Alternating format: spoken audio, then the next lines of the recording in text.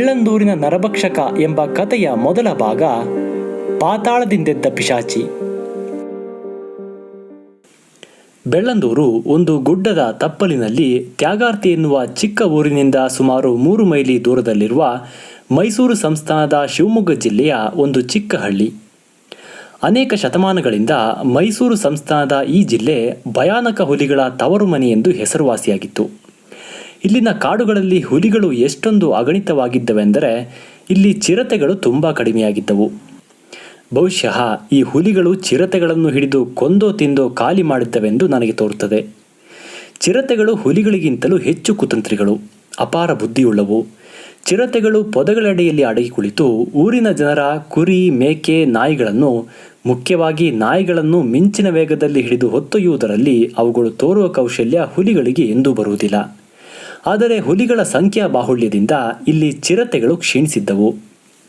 ಸಾಮಾನ್ಯವಾಗಿ ಚಿರತೆಗಳು ಮನುಷ್ಯರ ತಂಟೆಗೆ ಬರುವುದಿಲ್ಲ. ಆದರೆ ಒಮ್ಮೊಮ್ಮೆ ದುರ್ದೈವವಶಾತ್ ಇವು ನರಮಾಂಸ ರುಚಿ ಹಿಡಿದು ನರಭಕ್ಷಕಗಳಾದರೆ ಇವುಗಳ ಬುದ್ಧಿವಂತಿಕೆ ಮತ್ತು ಕುತಂತ್ರ ದೆಸೆಯಿಂದ ಶಿಕಾರಿ ಮಾಡಿ ಸಂಹರಿಸುವುದು ತುಂಬ ಕಷ್ಟವಾಗುತ್ತದೆ. ಅದು ಮಲೆನಾಡಿನ ಬೆಳ್ಳಂದೂರಿನ ಸುತ್ತ ಇರುವ ದಟ್ಟಡವಿಗಳಲ್ಲಂತೂ ಕಡು ಕಷ್ಟವೆನ್ನಬಹುದು. ನನ್ನ ಕತೆ ಪ್ರಾರಂಭವಾಗುವುದಕ್ಕೆ ಮೊದಲೇ ಈ ಕಾಡುಗಳಲ್ಲಿ ಹುಲಿಯ ಆಳ್ವಿಕೆ ಪ್ರಾರಂಭವಾಗಿ ಚಿರತೆಗಳು ಅವನತಿಯ ಹಾದಿ ಹಿಡಿದಿದ್ದವು. ಬೆಳ್ಳಂದೂರಿನಲ್ಲಿ ಒಬ್ಬ ಮಂತ್ರವಾದಿ ಇದ್ದ. ಅವನು ಎಲ್ಲದಕ್ಕೂ ಮಂತ್ರ ಮಾಡುತ್ತಿದ್ದ. ಮಂತ್ರ ಹಾಕಿ ಕಾಯಿಲೆ ಕಸಾಲೆಗಳನ್ನು ಗುಣಪಡಿಸುವುದು, ಒಲ್ಲದ ಗಂಡನಿಗೆ ಮಂತ್ರ ಹಾಕಿ ಅವರು ಹೆಂಡತಿಗೆ ಪುನಃ ವಶವಾಗುವಂತೆ ಮಾಡುವುದು, ಬೆಳೆಗಳಿಗೆ ಬರುವ ಕ್ರಿಮಿಕೀಟಗಳಿಗೆ ಮಂತ್ರ ಹಾಕಿ ನಿವಾರಿಸುವುದು, ಮಂತ್ರ ಮಾಡಿ ಕೋರ್ಟಿನಲ್ಲಿ ಕೇಸು ಗೆಲ್ಲುವಂತೆ ಮಾಡುವುದು, ಹೀಗೆ ಇವನ ಬಳಿ ಎಲ್ಲದಕ್ಕೂ ಏನಾದರೊಂದು ಮಂತ್ರವೋ ತಿರುಮಂತ್ರವೋ ಇರುತ್ತಿತ್ತು. ಇಷ್ಟಲ್ಲದೆ ಇವನಿಗೆ ಕಾಡಿನ ಶಕ್ತಿಗಳ ಮೇಲೂ ಪ್ರಭಾವ ಬೀರುವ ಮಂತ್ರಗಳು ಗೊತ್ತಿತ್ತೆಂದು ಜನಗಳು ನಂಬಿದ್ದರು. ಅವನು ಮಂತ್ರ ಹಾಕಿ ಕಟ್ಟು ಮಾಡಿದರೆ ಸಾಕು, ಯಾವ ಶಿಕಾರಿದಾರರು ಆ ಕಾಡಿನಲ್ಲಿ ಎಷ್ಟು ತಿರುಗಿದರೂ ಅವರ ಕಣ್ಣಿಗೆ ಒಂದೇ ಒಂದು ಪ್ರಾಣಿಯೂ ಬೀಳುತ್ತಿರಲಿಲ್ಲ, ಅಥವಾ ಅವರ ಬಂದೂಕಿನ ನೇರಕ್ಕೆ ಒಂದೇ ಒಂದು ಪ್ರಾಣಿಯೂ ಪ್ರತ್ಯಕ್ಷವಾಗುತ್ತಿರಲಿಲ್ಲ. ಅಕಸ್ಮಾತ್ ಬಂದರೂ ಅವರ ಕೋವಿ ಸಿಡಿಯುತ್ತಲೇ ಇರಲಿಲ್ಲ, ಅಥವಾ ಕೋವಿ ಸಿಡಿದರೂ ಗುಂಡು ಗುರಿ ಮುಟ್ಟುತ್ತಲೇ ಇರಲಿಲ್ಲ. ಈ ರೀತಿಯಾದ ಅಸಾಮಾನ್ಯ ಮಂತ್ರವಾದಿಯವನೆಂದು ಹಳ್ಳಿಗಳಲ್ಲೆಲ್ಲ ಪ್ರಸಿದ್ಧನಾಗಿದ್ದ. ನಾನು ಹಿಂದೆ ಅನೇಕ ಬಾರಿ ಇವನನ್ನು ಸಂಧಿಸಿದ್ದೆ. ಇವನಿಗೆ ಹೊಗಳಿಕೆ ಎಂದರೆ ಪಂಚಪ್ರಾಣ. ಎಷ್ಟಾದರೂ ಇವನೂ ಸಹ ನಮ್ಮಂತೆಯೇ ಅನ್ನ ತಿನ್ನುವ ನರಮನುಷ್ಯನಲ್ಲವೇ? ಇದೊಂದನ್ನು ಬಿಟ್ಟರೆ ಅವನೇನು ಅಂತಹ ಅಪಾಯಕಾರಿಯಾದ ಕೇಡಿಗನಾಗಿರಲಿಲ್ಲ. ಈ ಮಹಾನುಭಾವನ ಸನ್ನಿಧಿಯಲ್ಲೇ ಬೆಳ್ಳಂದೂರಿನ ಭಯಾನಕ ನರಭಕ್ಷಕ ರೂಪುಗೊಂಡಿದ್ದು. ಈ ನರಭಕ್ಷಕನು ಕಾಡಿನ ಎಲ್ಲ ಸರ್ವೇ ಸಾಧಾರಣ ಹುಲಿಯಂತೆಯೇ ತನ್ನ ಜೀವನವನ್ನು ಪ್ರಾರಂಭಿಸಿತು. ಅದು ಚಿಕ್ಕದಿದ್ದಾಗ ಅದರ ಕಾಟ ತೊಂದರೆಗಳೇನು ಯಾರ ಕಿವಿಗೂ ಬಿದ್ದಿರಲಿಲ್ಲ. ಆ ಕಾಡಿನಲ್ಲಿ ಬೇಕಾದಂತೆ ಇದ್ದ ಜಿಂಕೆ, ಮೊಲ, ಬರ್ಕ, ಹಂದಿ ಇತ್ಯಾದಿಗಳಿಗೆ ಮಾತ್ರ ಇದರ ಶಿಕಾರಿ ಸೀಮಿತವಾಗಿತ್ತೆಂದು ಕಾಣುತ್ತದೆ. ಆ ಕಾಡಿನಲ್ಲಿ ಹುಲ್ಲೆ ಯಥೇಚ್ಛವಾಗಿ ಬೆಳೆಯುತ್ತಿದ್ದರಿಂದ ಸಸ್ಯಾಹಾರಿ ಕಾಡು ಪ್ರಾಣಿಗಳು ಬೇಕಾದಂತೆ ವೃದ್ಧಿಯಾಗಿದ್ದವು. ಆದರೆ ಕಾಲಾಂತರದಲ್ಲಿ ಸರ್ಕಾರ ಹಳ್ಳಿಗರಿಗೆ ದನ, ಎಮ್ಮೆ ಸಾಕಲು ಪ್ರೋತ್ಸಾಹವನ್ನು ಕೊಟ್ಟಿತು. ಅದಕ್ಕೆ ಸುತ್ತೆಲ್ಲ ಕಾಡುಗಳಲ್ಲಿ ಯಥೇಚ್ಛವಾಗಿದ್ದ ಹುಲ್ಲೇ ಕಾರಣ. ದನಗಳನ್ನು ಮೇಯಿಸಲು ಅವಕಾಶ ಕೊಟ್ಟ ಕೂಡಲೇ ಅವುಗಳ ಸಂಖ್ಯೆಯು ಅಗಣಿತವಾಗಿ ವೃದ್ಧಿಯಾಗತೊಡಗಿತು. ಹಿಂದೆ ಕಾಡು ಕುರಿ, ಜಿಂಕೆ, ಹಂದಿ, ಮೊಲ ಮೊದಲಾದವುಗಳು ಮೇದುಕೊಂಡಿದ್ದ ಜಾಗವನ್ನೆಲ್ಲ ಈ ಸಾಕು ಪ್ರಾಣಿಗಳು ಆಕ್ರಮಿಸಿದುವು. ಬೆಳ್ಳಂದೂರಿನ ನರಭಕ್ಷಕ ಕಾಡು ಪ್ರಾಣಿಗಳ ಆಹಾರದಿಂದ ಊರು ಪ್ರಾಣಿಗಳ ಆಹಾರಕ್ಕೆ ತನ್ನ ರುಚಿಯನ್ನು ಬದಲಾಯಿಸಿಕೊಳ್ಳಬೇಕಾಗಿ ಬಂತು. ಅದು ಊರಿನ ಜನರ ದನಕರುಗಳನ್ನು ಹಿಡಿದು ತಿನ್ನಲು ಶುರು ಮಾಡಿದ ಕೂಡಲೇ ಅದರ ಅಸ್ತಿತ್ವ ಊರ ಜನರ ಗಮನಕ್ಕೆ ಬಂತು. ಆ ಹುಲಿಯ ನೂತನ ಅಭಿರುಚಿ ಎಷ್ಟು ವೇಗವಾಗಿ ವೃದ್ಧಿಯಾಯಿತೆಂದರೆ ಅದು ಕೆಲವೇ ಕಾಲಗಳಲ್ಲಿ ಕಾಡಿನ ಆಹಾರದ ಬಗ್ಗೆ ಆಸಕ್ತಿಯನ್ನೇ ಕಳೆದುಕೊಂಡು ಸಾಕು ಪ್ರಾಣಿಗಳನ್ನೇ ಅವಲಂಬಿಸಿತು. ಅದು ದನಗಳನ್ನು ಒಂದೇ ಸಮನೆ ಕೊಂದು ತಿಂದು ಕೊನೆಗೆ ಹಳ್ಳಿಗರು ಈ ಉಪದ್ರವಮಾರಿಯ ಕಾಟ ತಾಳಲಾರದೆ ಏನಾದರೂ ಮಾಡಲೇಬೇಕೆಂದು ತೀರ್ಮಾನಕ್ಕೆ ಬಂದರು.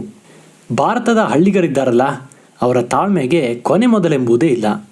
ತಮ್ಮ ತೊಂದರೆ ಕಷ್ಟಗಳನ್ನೆಲ್ಲ ತಮ್ಮ ಕರ್ಮಗಳೆಂದೋ ಅಥವಾ ತಮಗೆ ದೇವರು ಕೊಟ್ಟಿರುವ ಶಿಕ್ಷೆ ಎಂದೋ ಭಾವಿಸಿ ಸುಮ್ಮನೆ ತಲೆಬಗ್ಗಿಸಿಕೊಂಡು ಅನುಭವಿಸುತ್ತಾ ಸಹಿಸುತ್ತಾರೆ. ಆದ್ದರಿಂದ ಹಳ್ಳಿಗರು ಆ ಮಾರಿಗೆ ಏನಾದರೂ ಮಾಡಬೇಕೆಂದು ತೀರ್ಮಾನಿಸಿದಾಗ ಹುಲಿ ಅವರಿಗೆ ಯಾವ ಮಟ್ಟದ ಉಪದ್ರವ ಕೊಟ್ಟಿರಬಹುದೆಂದು ನೀವೇ ಊಹಿಸಿರಿ. ಈ ಹುಲಿಯನ್ನು ಏನಾದರೂ ಮಾಡಿ ಬಲಿ ಹಾಕಬೇಕೆಂದು ಬೆಳ್ಳಂದೂರಿನ ಹಳ್ಳಿಗರೆಲ್ಲ ದೃಢ ನಿಶ್ಚಯ ಮಾಡಿ ಸಭೆ ಸೇರಿದರು. ಅವರು ಪ್ರಾಣಿಗಳು ಓಡಾಡುವ ದಾರಿಯಲ್ಲಿ ಒಂದು ಚಚ್ಚೌಕ ಬಾವಿಯನ್ನು ತೋಡಿದರು. ಅದರ ಮೇಲೆ ತೆಳ್ಳನೆಯ ಬಿದಿರು ತಡಿಕೆಯೊಂದನ್ನು ಮುಚ್ಚಿ ಅದರ ಮೇಲೆಲ್ಲ ಹುಲ್ಲು ತರಗಲೆಗಳನ್ನು ಹರಡಿ ಸ್ವಾಭಾವಿಕ ನೆಲದಂತೆ ಕಾಣುವಂತೆ ಮಾಡಿದರು. ಆ ಬಾವಿಯ ಒಂದು ಕಡೆ ಬಡಕಲು ದನವೊಂದನ್ನು ಕಟ್ಟಿ ದನದ ಹತ್ತಿರಕ್ಕೆ ಹುಲಿ ಬೇರೆ ಯಾವ ದಿಕ್ಕಿನಿಂದಲೂ ಸಮೀಪಿಸದಂತೆ ಅಭೇದ್ಯವಾದ ಮುಳ್ಳು ಬೇಲಿಯನ್ನು ಅಡಕಿದರು. ಹುಲಿ ದನ ಹಿಡಿಯಲು ಬಂದರೆ ಅದು ಅವರು ತೋಡಿ ಮುಚ್ಚಿದ್ದ ಬಾವಿಯ ಮಾರ್ಗವಾಗಿ ಬರಬೇಕಿತ್ತು. ಎಲ್ಲವೂ ಹಳ್ಳಿಗರ ಉಪಾಯದಂತೆ ನಡೆಯಿತು.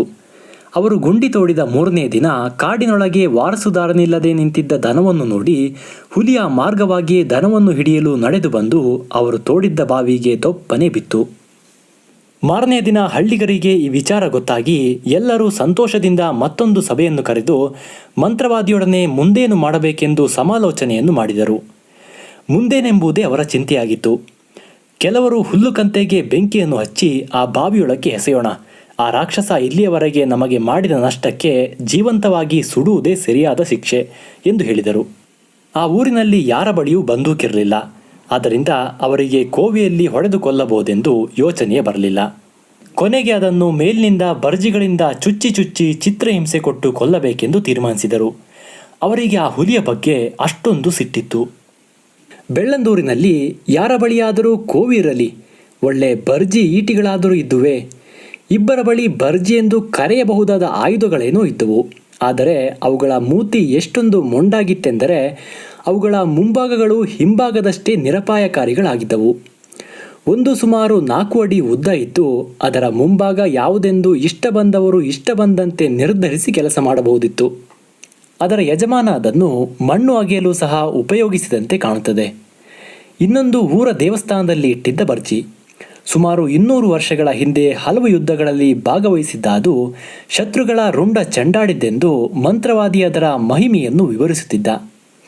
ಆದರೆ ಅದರ ಸ್ಥಿತಿ ಸಹ ಇನ್ನೊಂದು ಬರ್ಜಿಗಿಂತ ಯಾವ ರೀತಿಯಲ್ಲೂ ಮೇಲಾಗಿರಲಿಲ್ಲ. ಅವೆರಡು 4 ಅಡಿ ಉದ್ದ ಇದ್ದುದರಿಂದ ಅದನ್ನು ಕೈಯಲ್ಲೇ ಹಿಡಿದು ಬಾವಿಯ ಆಳದಲ್ಲಿ ಬಿದ್ದಿದ್ದ ಹುಲಿಗೆ ಚುಚ್ಚಿ ಚಿತ್ರಹಿಂಸೆ ಕೊಡುವುದು ಸಾಧ್ಯವಿರಲಿಲ್ಲ. ಆದರೂ ಅವುಗಳ ಯಜಮಾನರು ಮೇಲಿನಿಂದ ಇದನ್ನು ಹುಲಿಯತ್ತ ಎಸೆದರೆ ಸಾಕು, ಹುಲಿ ಒಂದೇ ಹೊಡೆತಕ್ಕೆ ವಿಲಿವಿಲಿ ಒದ್ದಾಡಿ ಪ್ರಾಣ ಬಿಡುತ್ತದೆಂದು ಬಡಾಯಿ ಕೊಚ್ಚಿದರು. ಆಮೇಲೆ ಯಾರು ಈ ಮೊಂಡಾಗಿದ್ದ ಬರ್ಜಿ ಬ್ರಹ್ಮಾಸ್ತ್ರವನ್ನು ಮೊದಲು ಹುಲಿಯ ಮೇಲೆ ಪ್ರಯೋಗಿಸಬೇಕೆಂಬುದಕ್ಕೆ ವಾದ ವಿವಾದಗಳು ಶುರುವಾಗಿ ದೇವಸ್ಥಾನದ ಬರ್ಜಿಯವನಿಗೆ 2ನೇ ಸ್ಥಾನ ಸಿಕ್ಕಿತು. ಎಲ್ಲರೂ ಗುಂಪುಗೂಡಿಕೊಂಡು ಹುಲಿ ಬಿದ್ದಿದ್ದ ಗುಂಡಿಯ ಬಳಿಗೆ ಹೋದರು. ಮೊದಲನೆಯವನು ಬಾವಿಯ ಅಂಚಿನಲ್ಲಿ ನಿಂತು ತಳದಲ್ಲಿದ್ದ ಹುಲಿಗೆ ಗುರಿ ನೋಡಿ ಬಲವೆಲ್ಲ ಬಿಟ್ಟು ಬರ್ಜಿ ಎಸೆದ.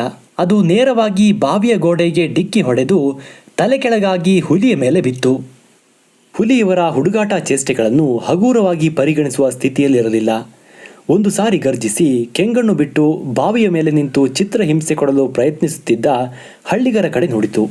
ಇನ್ನೊಬ್ಬ ಬರ್ಜಿಯವನು ತನ್ನ ಹತಾರವನ್ನು ಸಿದ್ಧ ಮಾಡಿಕೊಳ್ಳುತ್ತಿರಬೇಕಾದರೆ ಹಳ್ಳಿಯವರ ಗುಂಪಿನಲ್ಲಿ ಆಗಲೇ ಗಾಬರಿ ಗುಜುಗುಜು ಮಾತು ಶುರುವಾಯಿತು. ದೇವಸ್ಥಾನದ ಬರ್ಜಿಯವ ಮೊದಲಿನವನತ್ತ ತಿರಸ್ಕಾರದ ನೋಟವನ್ನು ಬೀರುತ್ತಾ ತನ್ನ 250 ವರ್ಷ ಹಿಂದಿನ ಪ್ರಚಂಡ ಪರಾಕ್ರಮ ಬರ್ಜಿಯನ್ನು ಮೇಲೆತ್ತಿ ಬಲವೆಲ್ಲ ಬಿಟ್ಟು ಹುಲಿಯ ಕಡೆಗೆ ಪ್ರಯೋಗಿಸಿದ. ಅವನು ಎಸೆದ ಜೋರಿಗೆ ಈಟಿ ನೇರವಾಗಿ ಹೋಗಿ ಹುಲಿಯ ಹಿಂತೊಡೆಗೆ ಚುಚ್ಚಿ ಗಾಯ ಮಾಡಿ ಪಕ್ಕಕ್ಕೆ ಬಿತ್ತು.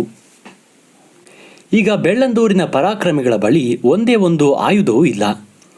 ಇದ್ದ 2 ಈಟಿಗಳನ್ನು ಬಾವಿಯೊಳಗೆ ಎಸೆದಾಗಿದೆ. ಹುಲಿ ಸಂಪೂರ್ಣವಾಗಿ ತಾಳ್ಮೆಯನ್ನು ಕಳೆದುಕೊಂಡಿತು. ಕೋಪದ ಭರದಲ್ಲಿ ತನ್ನಲ್ಲಿದ್ದ ಶಕ್ತಿಯನ್ನೆಲ್ಲ ಒಗ್ಗೂಡಿಸಿ ಭಯಂಕರ ಗರ್ಜನೆಯೊಂದಿಗೆ ಬಾವಿಯ ತಳದಿಂದ ಮೇಲಕ್ಕೆ ನಿಂತಲ್ಲಿಂದಲೇ ಚಂಗನೆ ಚಿಮ್ಮಿತು. ಅದರ ಮುಂಗಾಲುಗಳು ಬಾವಿಯ ಮೇಲಿನ ಹುಲ್ಲಿನ ನೆಲದಲ್ಲಿ ಹಿಡಿದುಕೊಂಡವು.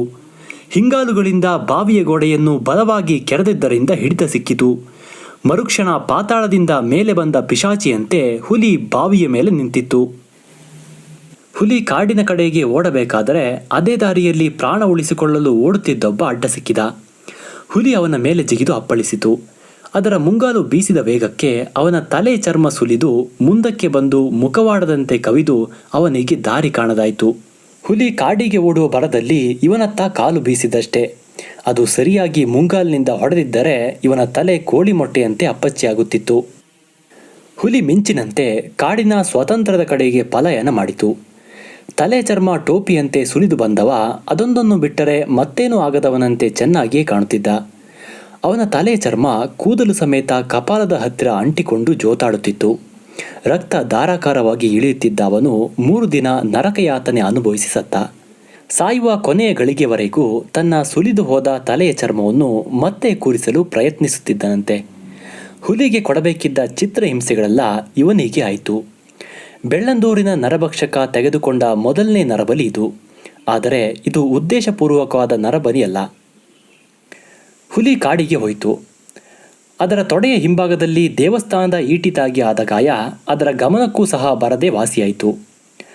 ಆದರೆ ಈ ಘಟನೆಯ ನಂತರ ಅದರ ಬುದ್ಧಿಶಕ್ತಿ ಅಪಾರವಾಗಿ ವೃದ್ಧಿಸಿತು. ಅದರ ಕುಯುಕ್ತಿ ಕಪಟಗಳು ಹೆಚ್ಚಾದವು. ಆಮೇಲೆ ಹಳ್ಳಿಯವರು ಅದನ್ನು ಹಿಡಿಯಲು ಮಾಡಿದ ಯಾವ ತಂತ್ರಕ್ಕೂ ಅದು ಸಿಕ್ಕಿಕೊಳ್ಳಲೇ ಇಲ್ಲ. ಅಲ್ಲಿಯವರೆಗೂ ಕಳ್ಳತನದಲ್ಲಿ ದನ ಎಮ್ಮೆಗಳನ್ನು ಹಿಡಿದು ಹೊತ್ತೊಯ್ಯುತ್ತಿದ್ದ ಅದು ಅನಂತರ ರಾಜಾರೋಷವಾಗಿ ಹಾಡು ಹಗಲಿನಲ್ಲಿಯೇ ದನಗಾಹಿಗಳ ಸಮ್ಮುಖದಲ್ಲೇ ಬಂದು ದನವನ್ನು ಹಿಡಿದು ಒಯ್ಯಲು ಶುರು ಮಾಡಿತು.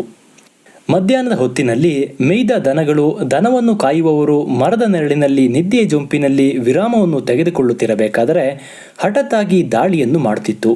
ಮೊದಮೊದಲು ದನಕರುಗಳ ಗಲಭೆಯಿಂದ ಎಚ್ಚೆತ್ತ ದನಗಾಹಿಗಳು ಗಲಾಟೆ ಮಾಡಿ ಕಲ್ಲುಗಳನ್ನು ಹುಲಿಯತ್ತ ಎಸೆದು ಅದನ್ನು ಹಿಮ್ಮೆಟ್ಟಿಸಲು ಪ್ರಯತ್ನಿಸುತ್ತಿದ್ದರು. ಆದರೆ ಹುಲಿ ಒಮ್ಮೆ ಹಾಗೆ ಮಾಡಲು ಪ್ರಯತ್ನಿಸಿದ ದನ ಕಾಯುವವನ ಮೇಲೆ ಹಾರಿ ಮುಂಗಾಲುಗಳಿಂದ ಒಂದು ಏಟು ಕೊಟ್ಟಿತು. ಕೆನ್ನೆಯೆಲ್ಲ ಹಿಸಿದು ಹೋದ ಅವನು ಹೇಗೋ ಬದುಕಿಕೊಂಡ. ಆದರೆ ಅವತ್ತಿನಿಂದ ಹುಲಿಯನ್ನು ಬೆದರಿಸಲು ಹಳ್ಳಿಗರು ಮಾಡುತ್ತಿದ್ದ ಪ್ರಯತ್ನವೆಲ್ಲ ಬಂದಾಯಿತು. ಬೆಳ್ಳಂದೂರಿನ ಸ್ಥಿತಿ ದಿನದಿಂದ ದಿನಕ್ಕೆ ಭಯಾನಕವಾಗುತ್ತಾ ಬಂತು. ಯಾರಿಗೂ ಮೇಯಲು ಹೋದ ದನಗಳು ಹಿಂದಿರುಗಿ ಬಂದಾವೆಂದು ನಂಬಿಕೆ ಇರುತ್ತಿರಲಿಲ್ಲ. ಆದರೆ ಕಟ್ಟಿಹಾಕಿ ಕೊಟ್ಟಿಗೆಯಲ್ಲೇ ಹುಲ್ಲು ನೀರು ಕೊಟ್ಟು ಎಷ್ಟು ದಿನ ತಾನೇ ದನವನ್ನು ಸಾಕಲು ಸಾಧ್ಯ? ಬೆಳ್ಳಂದೂರಿನಲ್ಲಿ ದನಗಳು ಸುಲಭವಾಗಿ ದೊರೆಯುತ್ತಿದ್ದಾಗ ಆ ಹುಲಿ ಚೋರ್ಡಿ ತ್ಯಾಗಾರ್ತಿಯವರೆಗೂ ತನ್ನ ಕಾರ್ಯಕ್ಷೇತ್ರವನ್ನು ವಿಸ್ತರಿಸಿತು. ಅದರ ಕೀರ್ತಿ ಎಲ್ಲ ಕಡೆಗೂ ಹಬ್ಬಿತು. ಆದರೆ ಆವರೆಗೂ ಅದು ದನಗಳ್ಳನೆಂದು ಖ್ಯಾತವಾಗಿತ್ತೇ ಹೊರತು ನರಭಕ್ಷಕನೆಂದಲ್ಲ. ಹೀಗಾಗಿ ಈ ಸಮಾಚಾರ ಮಿಸ್ಟರ್ ಜಾನ್ಸನ್ ಎಂಬ ಯುರೋಪಿನ ಆಫೀಸರನ ಕಿವಿಗೂ ಬಿತ್ತು. ಜಾನ್ಸನ್ ಸರಕಾರದ ರೈಲ್ವೆ ಅಧಿಕಾರಿ. ಭಾರತದ ಬೇರೆಲ್ಲೋ ಕಾಡುಗಳಾಗಲಿ ಹುಲಿಗಳಾಗಲಿ ಇಲ್ಲದ ಜಾಗದಲ್ಲಿ ಕೆಲಸ ಮಾಡಿಕೊಂಡಿದ್ದವನು. ಈತನ ಬಳಿ ಒಂದು ರೈಫಲ್ ಇತ್ತು. ಮೈಸೂರು ಸಂಸ್ಥಾನಕ್ಕೆ ವರ್ಗವಾಗಿ ಬಂದ ಇವನು ಬೆಳ್ಳಂದೂರಿನಲ್ಲಿ ದನಗಳಿಗೆ ಪಿಡುವಾಗಿದ್ದ ಆ ಹುಲಿಯನ್ನು ಹೊಡೆಯಲೇಬೇಕೆಂದು ತೀರ್ಮಾನಿಸಿ ರೈಲು ರಸ್ತೆಯಿಂದ ಕೇವಲ 7 ಮೈಲಿ ದೂರದಲ್ಲಿದ್ದ ಬೆಳ್ಳಂದೂರಿಗೆ ಬಂದ. ತನ್ನ ರಜಾ ಮುಗಿಯುವುದರೊಳಗೆ ಆ ಹುಲಿಯನ್ನು ಹೊಡೆದು ಅದರ ಚರ್ಮವನ್ನು ಹದ ಹಾಕಿಸಿ ಒಯ್ಯಲೇಬೇಕೆಂದು ಉದ್ದೇಶಿಸಿದ್ದ.